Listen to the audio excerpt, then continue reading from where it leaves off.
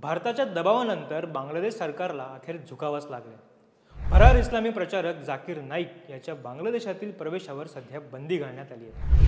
हा निर्णय मंगळवार दिनांक 4 नोव्हेंबर रोजी ढाका येथे झालेल्या गृह मंत्रालयाच्या महत्त्वाच्या बैठकीत घेण्यात आला। बांगलादेशातील एका स्थानिक संस्थेने जाकीर नाईकला 28 व 29 नोव्हेंबर रोजी ढाका येथे 2 दिवसांच्या धार्मिक कार्यक्रमासाठी आमंत्रित केलं होतं। त्याचा देशाच्या इतर भागातही कार्यक्रम घेण्याचा विचार होता। मात्र या प्रस्तावाचा नागरिक संघटना आणि सुरक्षा यंत्रणांनी तीव्र विरोध केला। अधिकाऱ्यांनी मान्य केलं की जाकीर नाईकच्या कार्यक्रमाला प्रचंड गर्दी जमू शकते, ज्यासाठी मोठ्या प्रमाणात पोलीस तैनात करावे लागतील।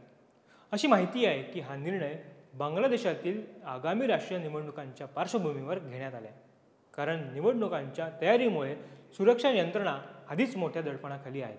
त्यामुळे अशा गर्दीवर नियंत्रण ठेवणं कठीण होईल।